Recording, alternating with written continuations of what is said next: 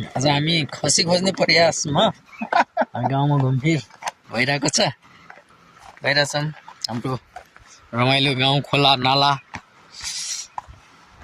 तपाईहरुले हेर्न सक्नुहुन्छ बाटोहरु र तपाईलाई अब टिमुर सबैको रोजाइमा टिमुर पर्छ मासको दाल हालेर खानालाई यो चाहिँ टिमुरको बुट्टा हो है यो टिमुर चाहिँ फलेको छ म दाना पनि देखाउँछु तपाईलाई दानाहरु चाहिँ यस्तो हुन्छ यो चाहिँ यो टिमुरको दाना मस्तै रमाइलो छ मस्तै टिमुर पनि पाइन्छ यहाँ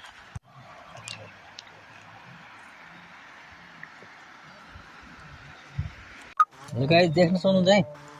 यहाँ चाहिँ लोकल ढुङ्ग्रे पाइने ढुङ्ग्रेको बोट कस्तो छ भन्ने कुरा निम्रो यस्तो हुन्छ यस्तो रुख हुन्छ यसैबाट उत्पादन हुन्छ है देख्न सक्नुहुन्छ सानो सानो पनि छ यी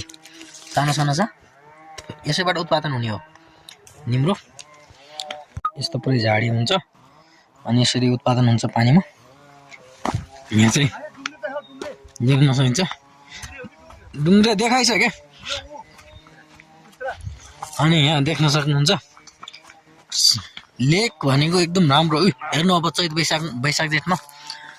चुत्रा फुल्छ यो चुत्राको फुल देख्न सक्नुहुन्छ यसरी फुलेको प्रशस्तै राम्रो आनन्दको छ देख्न सक्नुहुन्छ वाउ नाइस केरा it's not this is banana so beautiful यो जंगलमा टक्क लाएर बनाना पाइन्छ लोकल एकदम ठुलो केसा कोसा गरेको केरा हो है हामी यो चाहिँ लेकमा फल्ने रुख एकदम लेकको काठ उत्तिस नि यो उत्तिस हो यस्तो बुटाहरु अहिले सानो सानो छ यो पछि ठुलो भएर यसको काठ बहुत सदुपयोग हुन्छ ठुलो काठ छ हामी यसरी हिँडिरहेछौँ बाटो चाहिँ अलिकति पहाडको हो यस्तै हुन्छ अब तल खोला छ त्यहाँ खोला पुगेर हामी त्यहाँबाट माथि जानेछौँ ओ गजबको लोकल सिस्नो है यस्तो हुन्छ है सानो सानो रुखा जान्न दुध एन्ड छोकै पोल्यो एकदम यो खतरा लोकल है गाइस देख्न सक्नुहुन्छ ल यो चाहिँ एकदम राम्रो छ सिस्नोको रुखहरू पनि प्रशस्तै पाइन्छ आहा सबै जारको र उस्तो पानी खाने हैन यस्तो मजाको खोलामा बगेको शुद्ध मूलको पानी खानमा कति आनन्द आउँछ हेर्नु त कति आरामसँग बगिरहेको छ आहा ल है नाम के हो र यसको कनिकी हाम्रो लोकल जडीबुडी कनिकी भनेर भन्छ खानुपर्छ कनिकी फेरि खाना पर्छ एकदम आनन्द अब तपाईकोतिर के भन्छ यसलाई कमेन्ट गर्नु होला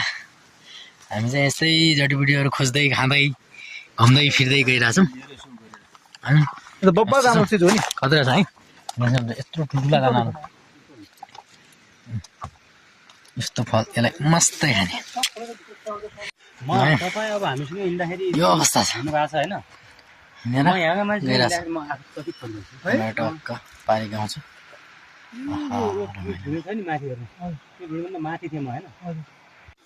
गाउँ लेकमा रहेको गाउँ हो एकदम रमाइलो बाला फालिरहेको छ देख्न सक्नुहुन्छ यस्तो गाउँहरू तपाईँकोतिर पाइन्छ कि पाइन्न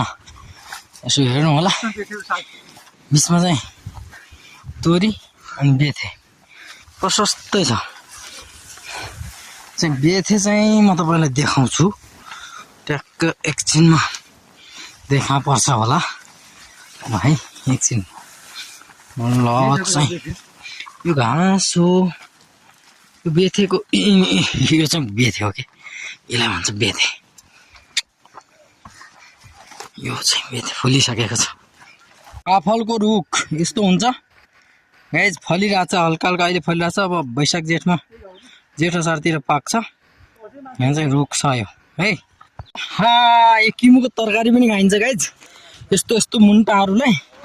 टक्क भुटेर खाँदा चाहिँ आनन्दै आउँछ नि त लसुनको बारी यस्तो भान्टा अब भाँटा चाहिँ तपाईँको 2 किसिमको भाँटा हुँदो रहेछ कस्तो हुन्छ यो भाँटा हेर्नु चाहिँ टक्क यस्तो भान्टा छ भाँटा छ सिङ सब एकदम रमाइलो छ म चाहिँ यहाँ लाली गुनास टिप्ने तरखारमा आएको छु यहाँ तर चाहिँ कसरी टिप्ने भन्ने कुरा यहाँ चाहिँ छ है रुख